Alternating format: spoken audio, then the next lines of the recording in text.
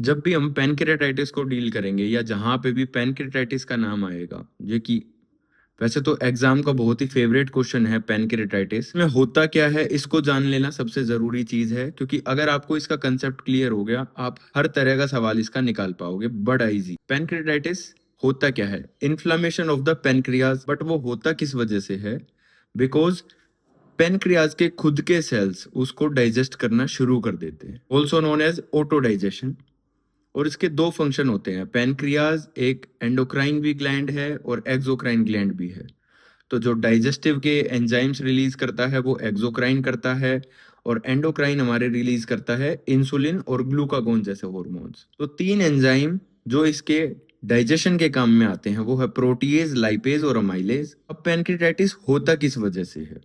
It is because of alcohol abuse, या gall bladder की कोई डिजीज रही हो, या सिस्टिक फाइब्रोसिस रहा हो। डायग्नोज करने के लिए हम यूज कौन सा प्रोसीजर करते हैं? तो ERCP प्रोसीजर यूज करते हैं, एंडोस्कोपिक रेट्रोग्रेड कोलेंजियो पैनक्रियाटोग्राफी। पेन होगा अम्बिलिकल क्वाड्रेंट में और रेडिएट होगा टुवर्ड्स द बैक। और सबसे जरूरी क्वेश्चन कि एपिगैस्ट्रिक पेन हो तो कौन सा प्रोसीजर करवाना चाहिए? तो ERCP जो हमने अभी बात की थी, एंडोस्कोपिक रेट्रोग्रेड कोलेंजियो पैनक्रियाटोग्राफी।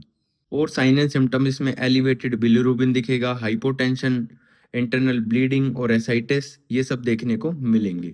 तो जब भी कोई क्वेश्चन पूछे कि grey blue colour of the flank, तो आपको पता होना चाहिए this is because of the acute pancreatitis, और वो है कुलन साइन की वजह से। कॉमन सिम्टम एपिगैस्ट्रिक पेन जो बैक की तरफ रेडिएट करता है, एनक्लेक्स में भी पूछा जाता है ये क्वेश्चन।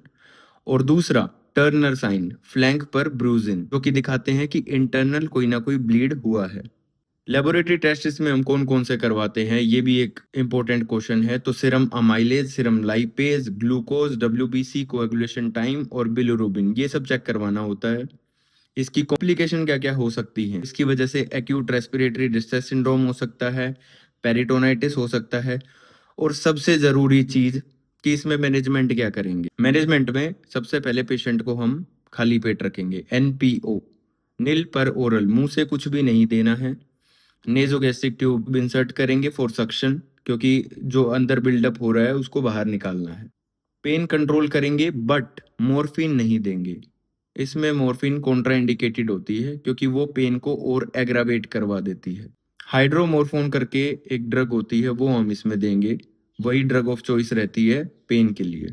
IV फ्लूइड्स देंगे, ग्लूकोज को मॉनिटर करेंगे, और मेडिसिन जैसे प्रोटोन पंप इनहिबिटर और एंटासिड्स ये सब देंगे। और सबसे जरूरी चीज लाइट डाइट में, तो डाइट में शुरू क्या करेंगे? तो low fat and low sugar diet, और एडिकेशन फॉर्म में एंजाइम्स हमें उनको प्रोवाइड करने पड़ेंगे। अब अगर प्रायोरिटी बेस्ड क्वेश्चन आए कि इसमें प्रायोरिटी क्या है, तो सबसे पहले प्रायोरिटी रहेगी IV फ्लूइड स्टार्ट करना और पेन कंट्रोल करना। इस तरह स्टेप बाय स्टेप अप्रोच लेनी है पेशेंट की कंडीशन को ठीक करने के लिए। ऐसे ही और टॉपिक्स के लिए चैनल पे बने रहें, क्योंकि इस चैनल पे डेली जो जो इम्पोर्टेंट क्वेश्चंस होते हैं उसको डिस्कस किया जाएगा, और डेली अपडेट मिलती रहेंगी। तो चैनल को सब्सक्राइब करना मत भूलना।